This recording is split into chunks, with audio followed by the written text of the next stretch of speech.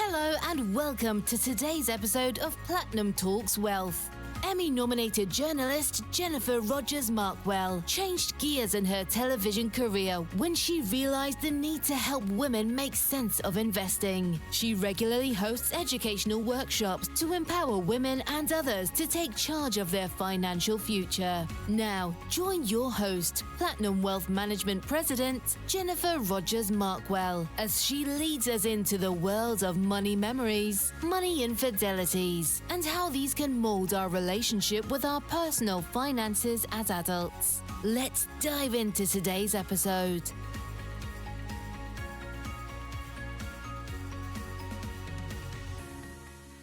Hi, it's Jennifer Rogers Markwell, and you're joining us on the Platinum Talks Wealth podcast.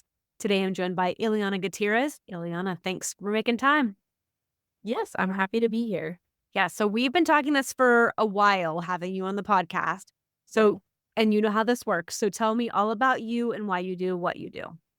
So I listen to your podcast. Of course, I am an intern for Platinum Wealth Management and a soon-to-be advisor. But how I got into this is kind of a fun story, the way me and you met, I think. So my mom ran into you and she was telling you a story about me that's kind of just a funny story. I had wanted to break up with my boyfriend because I wanted to see his credit score. And I was wondering about things retirement wise. And, I wanted to have those big money conversations with my boyfriend. And we had only been together for probably about, I don't even know, but not super long. But I think I had just really wanted to make sure that he was a financially smart person before I continued the relationship. And I feel like you heard about me and were like, who's this kid? And That's totally how it went. Like, I was like, who is this girl? Tell me all about her. And then your mom was like, oh, well, how do you guys meet? And lo and behold, I mean, you've been interning for me 2.5 years. Yeah, I know. It's going to be 3 later this year, I think. So crazy. That's so crazy.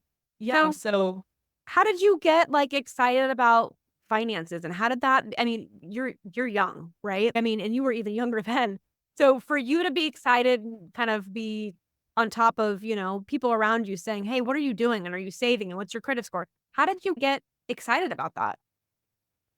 So I think, and this will probably just be maybe a lot of people can relate to this. I think I'm the oldest sibling, and I think I am just a responsible person. It's just a part of who I am, and I've always been just interested and wired that way ever since I was a kid. I always wanted to save all my money in piggy banks, and I feel like I've just always kind of naturally been that way. But I think that why I've always kind of cared about finances is honestly because of my mom. My mom has taught me so much when it comes to my finances, and I think she's kind of inspired me to be the financially smart person that I am today, just because of her whole life story going through kind of times when she went through rough financial situations, and she kind of led the way so I don't have to make those myself. So feel super lucky for that.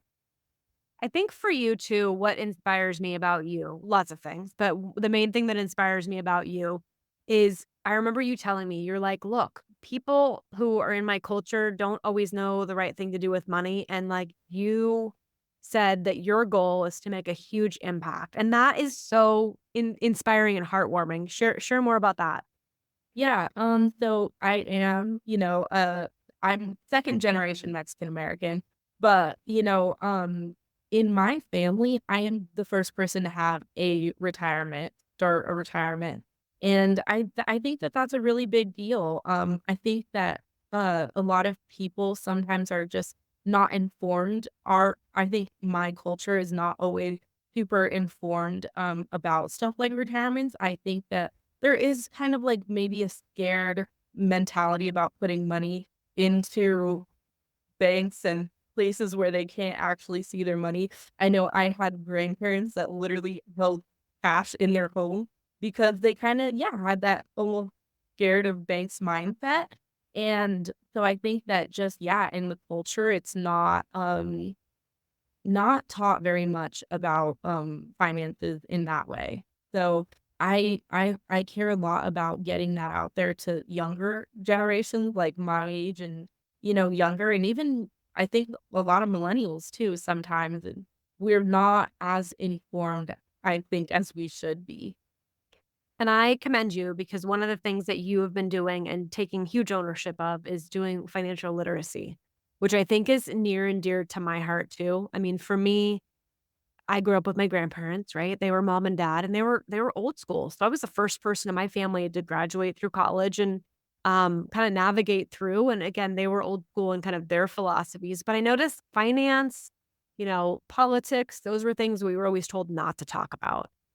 And with finance, I mean, how do we learn from each other if we're not having these conversations or doing this podcast? That's exactly the reason why I did this too, was to get that conversation going and to share these stories and to do financial literacy.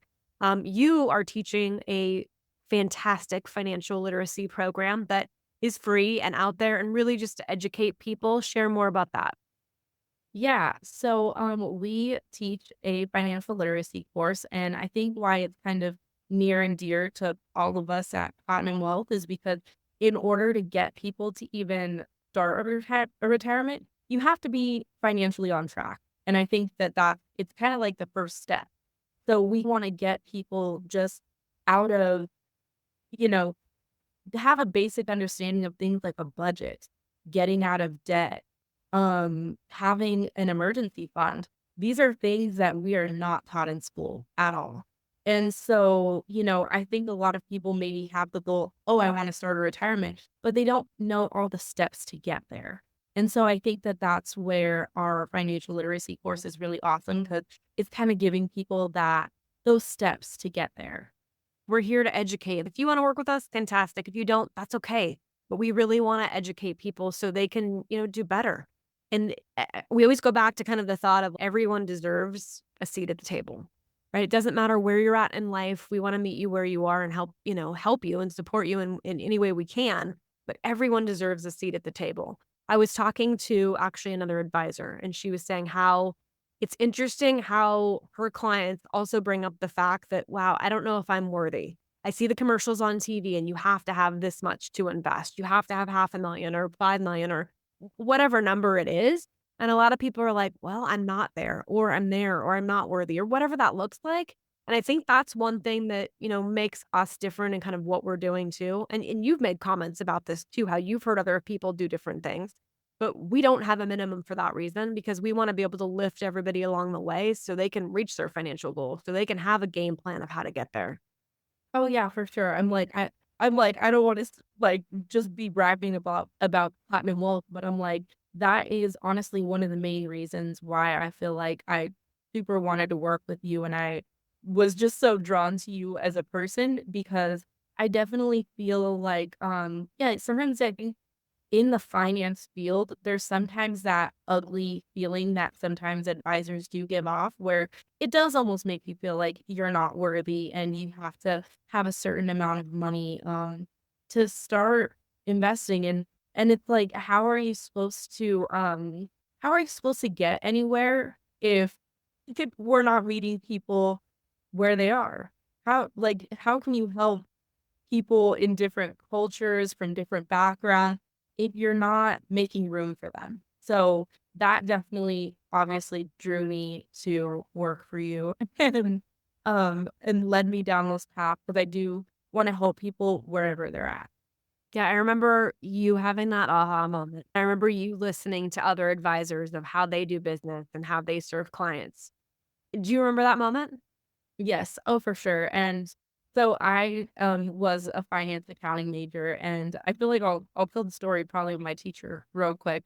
And I was talking about how I wanted to be a financial advisor, and he kind of told me, "You're really young, and like, what older person is going to trust you with their money?" And I was kind of like, "Well, I want to help everyone. I'm not just trying to help older people. I want to help younger people too." And he said, "Well, they don't have money." And so that kind of hit me where I'm like, okay, well, obviously, like, not you're not in this for the right reasons, but if you're only trying to help older people because you can make money off of them, that's not the right reasons to be in this industry. I think it's helping people, but we want to help them get there. Totally, totally. And it's not, I mean, I feel like it's such an interesting world of saying, I'll only help this type of person, right? Like, I mean, we have clients who are young. We have clients who are in their 90s. Like we have clients across the board who are starting out, starting over. And then we've got clients that have multi-million dollar plus portfolios. So it's really about the relationship, being heart-centric, doing things for the right reasons. And I saw that spark in you. I've seen it actually many times, but I saw that where you are here to, serve and help. And I love that so much. Thank you. I kind of learned it from you. You're definitely one of my mentors. Thank you. Well, I'm honored. And it's fantastic watching you grow and just watching you grow over the past several years. And I always tell you, like, you're such a rock star and you're going to continue to just make a huge difference in people's lives. Thank you. I definitely if anybody's listening that's, younger, I definitely think finance is a great field to get into. If you want to help people, it's like you don't really think that going into an industry about money is going to be about helping people, but it really is. I think when you can help people get on track financially, that's one of the biggest ways that you can help somebody in their life. And so, yeah, I'm like, if you're a young person and you don't know what you want to do with your life, finance is a really great field. Yeah, and it's really about serving others, right? There's a psychology behind it. It's not just about money. It's about listening and being there for you in different seasons of your life, whether it be marriage, kids, people passing away. I mean, really helping at every aspect across the board completely.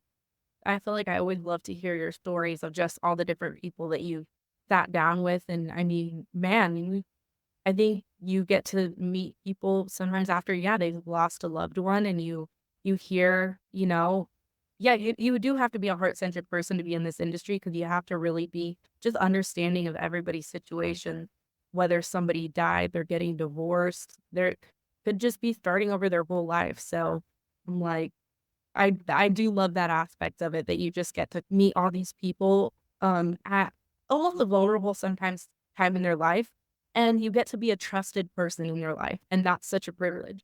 Oh my gosh, it's such an honor. Beautifully said. So you've listened to the podcast, so you know one thing we talk about is money memories. Ilyana, what's a money memory that you had as a younger person or something definably that kind of sticks in your mind when you think about like your relationship to money now as an adult? Yeah, I feel like I kind of have probably two ish. But one of them I have to say is credit. I think that is something that my mom taught me about when I was really young. As soon as I could get a credit card, my mom was like, she taught me all the ins and outs of how they work and how to not overuse them. And, right away she had the conversation with me, your utilization rate needs to be below 30%. And you're going to use this card to fill up your car with gas, and then you're going to pay it off at the end of the week, you know? And just those lessons, meant so much to me. And I think when I was younger, I really didn't appreciate them until I started meeting others.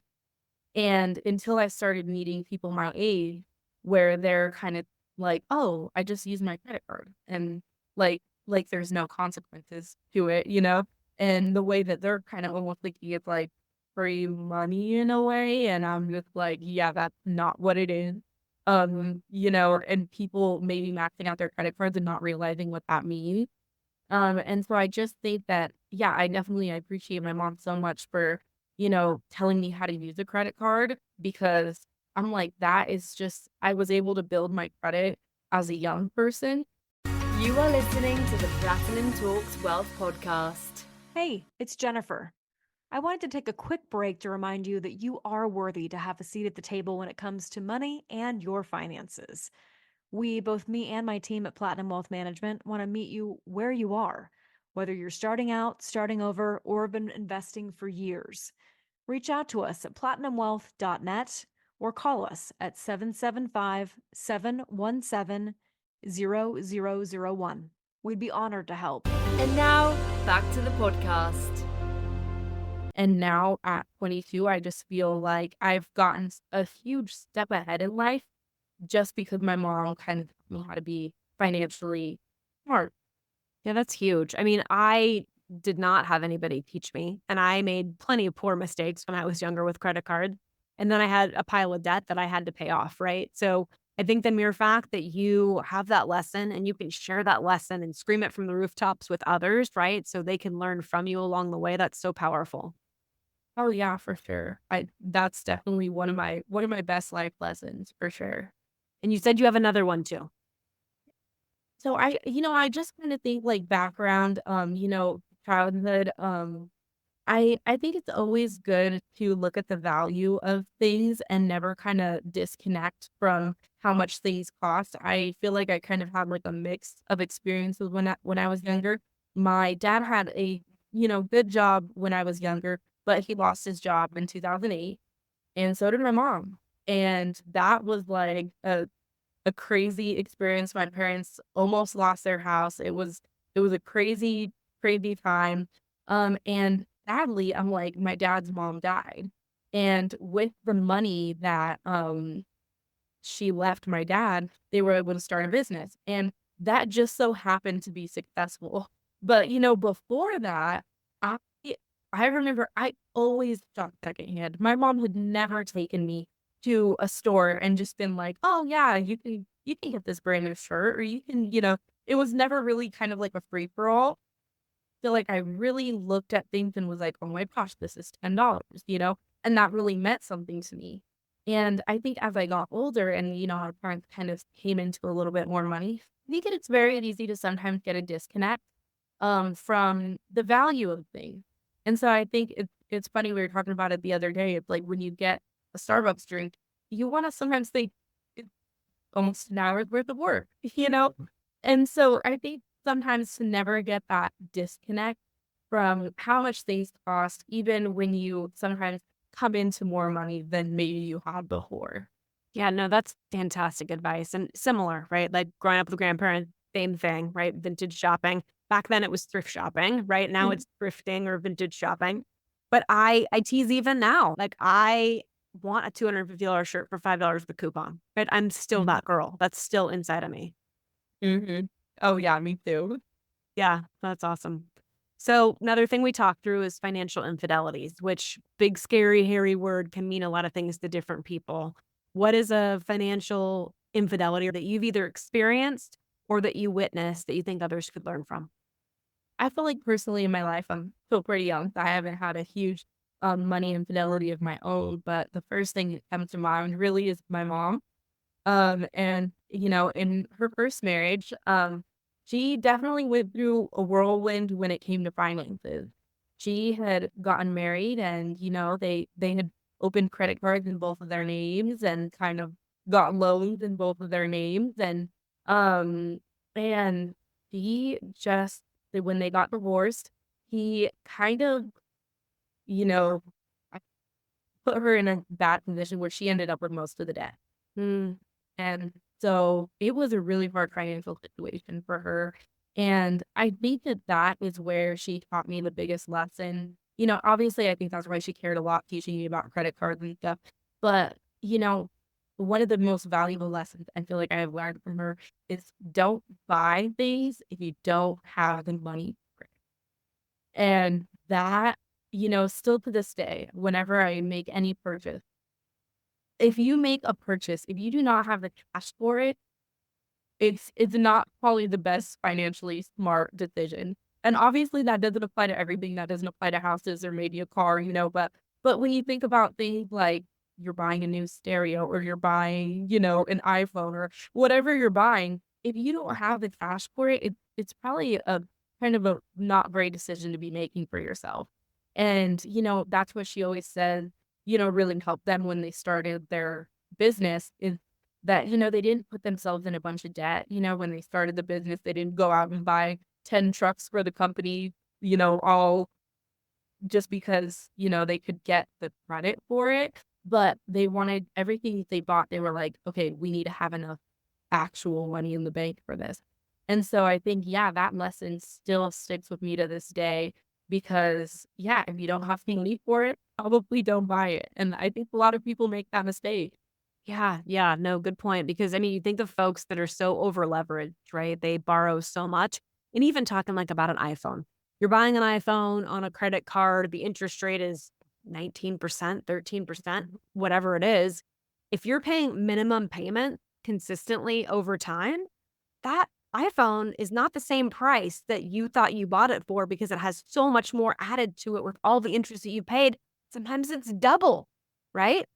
Yeah. Oh, yeah. No, it's super rough. And if you even think about it, I mean, just if you're buying coffee with your credit card and if you're not paying it off at the end of the month, I mean, you're paying interest on your coffee. Like it's not the best decision. So definitely, yeah, try to have the money for things. And if you can't afford it, sometimes I think that when you can't afford things, it's okay to go without them. I think sometimes you need to tell yourself that because it will set you up for success later.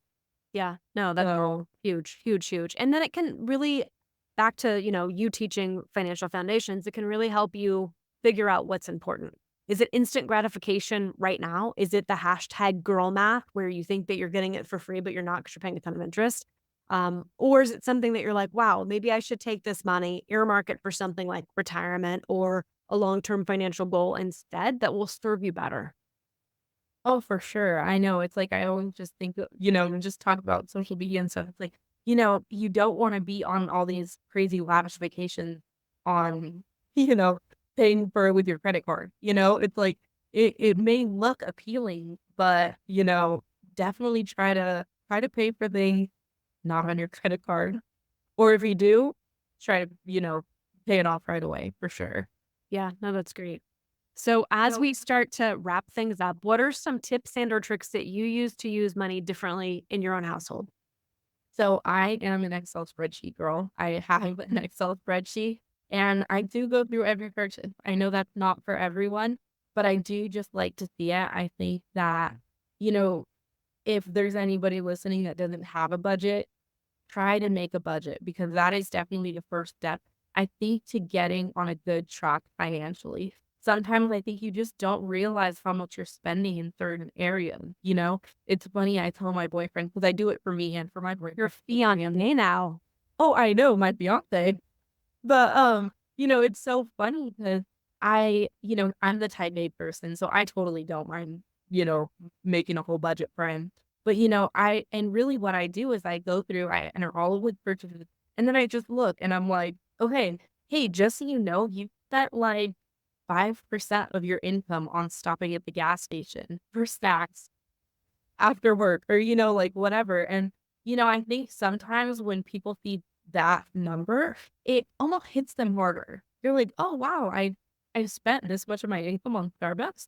And so I think sometimes making a budget really gives you a baseline to know how much you're spending in certain areas. I don't think people sometimes really notice when they're swiping their card how much they're spending in certain areas. And I think that a budget is definitely really helpful to do that. So that is definitely one way that I utilize my money. And I think another one, I am huge. I believe that this helps so much. Shopping for groceries online. And I think that this helps because when you walk into the store, I think you always end up leaving with more than you had planned for. And so I feel like I try to be just really strict when I order my groceries online and I add something to the cart and it's over what I wanted to spend on groceries. I'm like, do I really need that? And I think that sometimes that kind of helps. So definitely like, I'm like, if you can shop for groceries online, sometimes that definitely really helps. Yeah, because I feel like going hungry to the grocery store is the worst thing ever. And Oh, I've yeah. done that. I'm starving and I'm buying all this random stuff and I'm looking at the cart later on. Wow, did I need that? No. Did I need the most random, splurgy, bad, fast foody type of no, I did not. But when you can kind of hone it down and you're on your couch and you've already eaten dinner and you're like, okay, what does this look like? Let me put this list together. That is such sound advice. I know. And I actually think, I'm not gonna lie, I think when I go into the store, I probably spend double. Because it's just you don't realize how much things add up, when you're just picking it out, I think from the shelf, you don't realize how much things cost until you really see it total up in the end. Yeah, no, that's 100% true and great advice. Ilyana, so proud of you. So grateful to have you on team. Thank you for making time to talk on the podcast. I've been after you for a while to do this. So I know. I'm excited that we finally sat down and did it. yeah, for sure. Well, thank you so much for making time. And those of you listening and watching, hopefully you'll join us on our next Platinum Talks Wealth podcast. If you enjoyed today's podcast, Platinum Talks Wealth, please subscribe and share. For more information about Jennifer Rogers Markwell or Platinum Wealth Management, please visit www.platinumwealth.net. Securities and advisory services offered through LPL Financial, a registered investment advisor, member of FINRA and SIPC. The opinions voiced in this podcast are for general information only and are not intended to provide specific advice or recommendations for any individual. To determine which strategies or investments may be suitable for you, consult the appropriate qualified professional prior to making a decision. The guest speakers and their companies are not affiliated with or endorsed by LPL Financial or Platinum Wealth Management.